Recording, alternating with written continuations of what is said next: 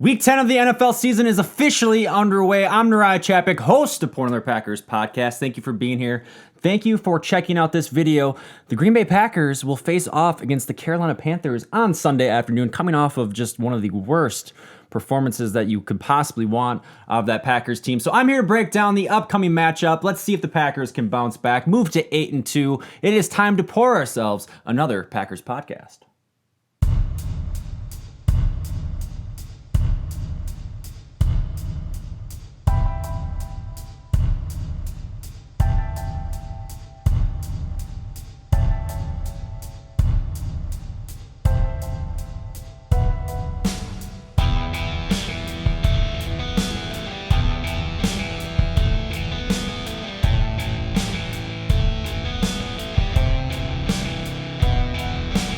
So before we get started, if you haven't already, go ahead and click that subscribe button down below. And if you are one of the first 1,000 subscribers to this channel, I will be giving away this beautiful canvas behind me to you. Yes, you. Just all you have to do is click that subscribe button. But I'm not going to spend too much time plugging that. I like to do it every couple videos or so, just to remind you that I'm still on a goal to hit 1,000 subscribers, because that is a milestone in YouTube land. But we're here to talk about the Green Bay Packers, and let's just start off. Let's get the bad out of the way first, and let's talk about our takeaways from last week's loss. The Packers did lose 26-11.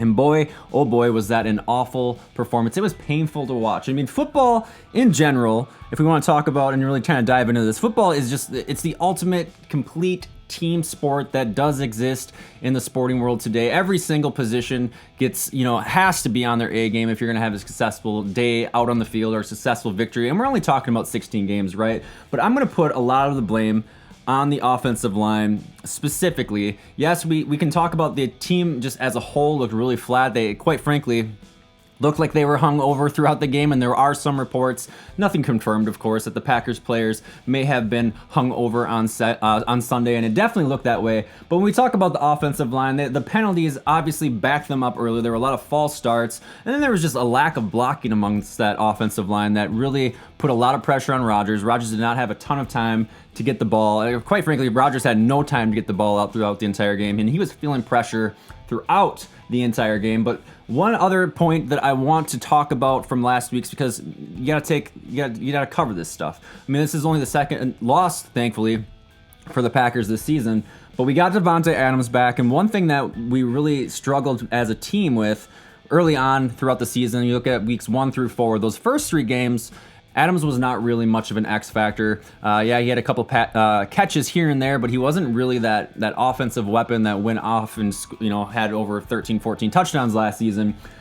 And so in week 4 against the Eagles, he steps up. He has a huge game, 15 catches, 180 yards. And then one of the things I was watching was were they going to incorporate Adams, because this offense as a whole really evolved over the last couple weeks without Adams being in there. You had guys like Allen Lazard step up, Jake Kumaro step up. You had just the emergence of Aaron Jones. And it's really kind of worrisome, and hopefully as we look forward to this Panthers game, one thing that LaFleur needs to understand, and I think that hopefully the rest of that, Nathaniel Hackett as the offensive coordinator, is that Adams does not need to be the guy. He needs to be complementary to your offense. He doesn't need to be your entire offense. There are weapons scattered all over that field, and I think you need to use him kind of as a distraction for a lot of the game, but he is your safety blanket. If you do need a third down conversion, you can rely on him to go out there and catch the ball, or if you get to the red zone, you can rely on him to catch the ball. But it just felt like they were force-feeding him a lot throughout the game, and they were short passes, 5, 6, 7-yard passes, and how they continue to evolve their offense and incorporate Davante Adams will be a real big sticking point as we look forward to the second half of the season. But offensive aside, the defense still is not looking stellar. They haven't really looked good for the last couple weeks. They did keep the offense in the game, and they were only down 9-0 at halftime. They prevented any touchdowns in the first half. They eventually did give up one in the second half, but they just obviously got exhausted. They were out in the field a lot throughout that game. They gave up a lot of yards. They gave up a total of 400 yards plus passing, rushing, so total yards on the defense. And then just the two elements that we have to keep in mind, though, when we talk about what it means throughout the course of a season, these up and down games, these obviously unwanted performances from the Packers, but there are always two elements, and I break it down to what makes a successful Super Bowl run, what makes a successful season for an NFL team. And the first start is to make the playoffs, right? If you get into the dance, just like March Madness, if you get into the dance, you have your shot at making the Super Bowl. The second thing is to get hot at the right time, and I look at this loss against the Chargers as kind of a blessing in disguise, because that's really the only way that I can possibly look at this game. And what I take away from this is that, hey, 12-4 wins the division, 11 wins gets you into the playoffs, and we're at 7 wins right now. So we're 5 away from making the playoffs, 6 wins away from possibly, or in my opinion, winning the division.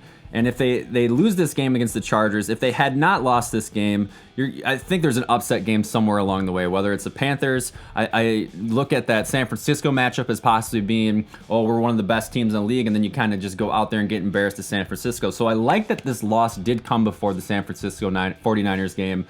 I think it will keep them on their toes. At the end of the day, they're still 7-2. They're one of only 5 teams in the NFL with 7 wins on the season, and they are still a game and a half ahead of the Minnesota Vikings in the division. So as we look forward, let's talk about this Panthers team heading into Week 10. So the Panthers, through 9 weeks, after starting the season 0-2 and losing Cam Newton to injury, the Panthers have gone 5-1 since, with the 23-year-old quarterback Kyle Allen under center for the Carolina Panthers, and they do find themselves in second place in the NFC South with that 5-3 record. Now, their only loss on this stretch of since Cam Newton went out happened in Week 8 against the 49ers, and their wins came against the Cardinals, the Texans, the Jags, the Bucks, and the Titans. So they've all combined sport a record of 19-24. I don't think of any of those teams. I think they're competitive teams, but not really any of those teams jump out as being really a threat, I think, in NFL land. I think the Texans are probably one of the better teams on that list, and the Bucks have played fairly well too. They almost pushed Seattle to a loss last week. So on Tuesday, the Panthers made it official that Cam Newton will be out the rest of the season. They did place him on season-ending injured reserve, and it looks like Carolina will ride Kyle Allen for the rest of the year. And most importantly, though, they still have their superstar in Christian McCaffery. So the 8th overall pick in the 2017 draft, he's only 2 seasons in. Really, he's a young buck in the league. He has really emerged as and is just a huge factor for this Carolina's success this season on the offense. Through 8 games, McCaffrey has run for 881 yards, 10 touchdowns, and he's averaging 5.3 yards per carry. But he also has hauled in 42 catches for another 363 yards and 3 additional receiving touchdowns. So that's right, halfway through the season, 8 games total that they have played, he has 1,244 total yards, 13 total touchdowns. He's absolutely a force to be reckoned with. I'm going to be bringing up his name a lot in this video, and he will be a huge problem for the Packers defense that has, up to this point, failed to show that they can stop a dynamic running back of his caliber and of his skill set. But like I said, we will get back to Christian McCaffrey in a little bit. So outside of McCaffrey, the Panthers have offensive talent, and they're never aging Greg Olsen at tight end. They also have 2 very young wide receivers, 22-year-old DJ Moore and 23-year-old Curtis Samuel. And if you move Olsen out of the equation for this Panthers team, you look at quarterback Allen, McCaffrey, Moore, and Samuel. All 4 of those guys are 23 and younger, which makes them for an inexperienced but an extremely explosive offense. These young guys obviously have a lot ahead of them. They have not peaked yet. I think you have to be happy with what Allen has been able to do under the quarterback position. And there's even rumblings and rumors that this could be Cam Newton's final season sitting in that Panthers jersey, and there's even more rumblings that he could be wearing a Bears jersey, which I would be perfectly okay with, because I do think that Cam Newton is probably one of the more overrated quarterbacks in the NFL. Come on up to the NFC North. I'd love to have two victories given to me every single year. The defense tells a slightly different story, though, for the Carolina Panthers, and with veterans like Luke Kuechly, Eric Reed, and Gerald McCoy, they do have some veteran presence on the defensive side of the ball. But also, once again, it's been their young cornerbacks, Dante Jackson and James Bradbury, both which are still on their rookie contracts, who lead the team with 3 interceptions apiece. And they're on the Panthers team that has the second most interceptions out of any team in the NFL, with a total of 12 interceptions this season. So Carolina has been one of those teams that's just been on the cusp of being really great the last couple seasons. I watched their All or Nothing, I believe it is, on Amazon Prime that followed their season last year. Obviously got off to a hot start, but in 2017, the Panthers were 6-3 heading into Week 10. They did go on to finish 11-5, only to lose to the Saints in the wild card game that year. And then last year, like I said, off to a hot start. They were 6-2 heading into Week 10, so they're not too far off track from where they've been the last couple seasons.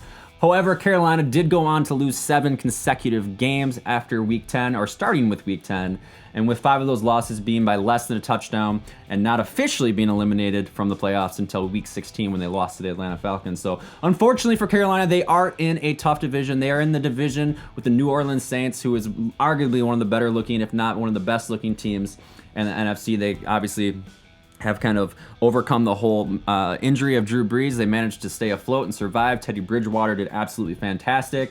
And they will need to win, Carolina will need to win games like this on Sunday if they have any shot at securing one of those just, what do I have, highly contested wild card spots. And it's going to be really interesting to see how all that pans out, because you have San Francisco leading the NFC West. Seattle looks like they're going to be a playoff team.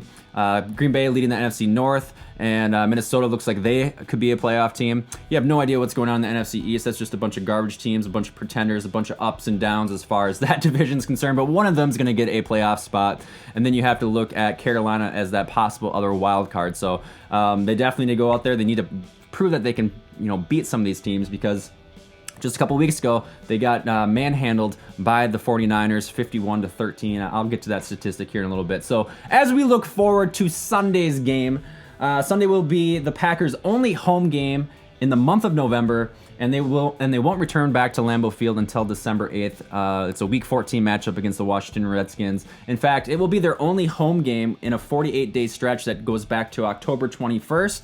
That stretches all the way to December 7th. So Packers are going to have to get used to some of these road games. They were able to get a victory in Kansas City and a dud in Los Angeles, but we look at heading to San Francisco and we look at heading to New York. Definitely going to have to figure out our mindset for some of these road games, and it's going to come up very soon for the Green Bay Packers. Aaron Rodgers is 2-3 versus the Carolina Panthers in his career, dating back to 2008, and he did, bit my tongue. Ow. However, Rodgers did lose the last 2 matchups against Carolina on the road in 15 and 17. Green Bay is 4-2 overall at home against the Panthers, and Green Bay has won 3 of their last 4 home games, last just games in general when heading into the bye week. So the Packers will look to avoid their first back-to-back losses of the season, and they really do need to get that needle pointing back in the right direction, because San Francisco is right around the corner, and that is going to be a pivotal matchup to figure out how these playoff seedings are going to pan out, who owns the tiebreaker, so on and so forth. So talking about the game preview, as the more I look into this game and the more I kind of did my studying and research, or whatever you want to call it, it becomes blatantly clear to me that this game will boil down to the running backs, and it's both Green Bay's running backs, it's both obviously the Panthers running back and Christian McCaffery, and that's why I have them on the title screen for this video. Now don't get me wrong, Aaron Rodgers will be looking to rebound after a lackluster performance last week, but outside of the third most takeaways by the Carolina Panthers defense, Carolina does lead also in NFL. They lead the entire NFL in sacks with a total of 34 sacks this season, and it seemed like Rodgers was just getting pressured and manhandled. That offensive line couldn't do anything, so that is something that definitely worries me. So in their 2 losses this season against the Eagles and, of course, against the Chargers last week, Aaron Jones and Jamal Williams combined for only 23 carries. 2 full games, 2 complete players, 23 total carries. And in San Francisco's throttling of Carolina 2 weeks ago, the 49ers running back group, all of the running backs combined, they ran the ball 33 times and they rushed for over 200 yards. So the Packers need to figure out how to get these running backs incorporated. We do have talent at the running back position. I love our dynamic, just the differences between these two guys, as Aaron Jones is more of that slasher dasher, kind of a catcher out of the backfield, and then you have Jamal Williams, who just fights and fights for yards. So we have to get these guys back involved into the game plan. And I'm getting ahead of myself when talking to the keys to victory, but the weather has turned cold in Green Bay. It is cold in Wisconsin, that is for sure. The run game, as a result, becomes more of a focus. The Panthers have arguably the NFL's best dual threat in their backfield with Christian McCaffery, and Aaron Jones is no slouch either. And if the Packers offense is going to get itself back into form, it has to start with establishing that run game and getting some sort of flow out of that. But since we are on the topic of keys to victory, why don't we talk about my 3 keys to victory? So key to victory number 1 has to be obvious for anyone who is following football this year. Contain Christian McCaffery. I feel like I covered this a lot already. I talked about statistics. I talked about His ability not only in the run game, but his ability to be a receiver out in the flat, screen passes, downfield, however you want to look at it. But slowing down McCaffery will be priority one and the biggest key for the Green Bay Packers and getting that win before heading into the bye week. The Packers have struggled against shifty players in the backfield all season, but I expect, or at least hope, to see a lot of single high safety and press man coverage throughout the game. I think Pettin needs to look at these solutions on the defense. Quit playing zone. Quit going out there and playing zone. I'm so sick of watching these guys catch passes across the middle or just not get any pressure on the quarterback, quite frankly. And so that has to be the defensive game plan. Yes, you do run the risk of giving up big plays, and I'm okay with them giving up a couple deep balls throughout the game, but put that responsibility on Kyle Allen's hands. I mean, he's a young quarterback. It's his first really official season. He only played 2 games last season for the Carolina Panthers, and by doing that, you should hopefully not allow Christian McCaffrey to get going. Yes, Carolina has other weapons, and Allen has performed well, but again, McCaffrey is priority number 1. Christian McCaffrey, plain and simple, priority number 1. Slow him down. You can't stop him. Slow him down. Do not allow him to get into momentum, and that should be a huge key and one of the biggest, if not the only key to victory on Sunday. Key to victory number 2, though, however, win the time of possession. This absolutely killed Green Bay last week against the Chargers because the Chargers controlled the ball almost essentially the entire game. When you look at the numbers, they had the ball, Chargers had the ball 12 more minutes than the Green Bay Packers, and that is nearly an entire quarter that Chargers offense was out there on the field. What does that do? Well, you have to get the defense off the field because they're going to get exhausted when they're playing that much. And you started to see it more and more as the game chipped away, that the defense just looked tired. They were starting to give up more plays in the second half, obviously, because they just couldn't get themselves out in the field.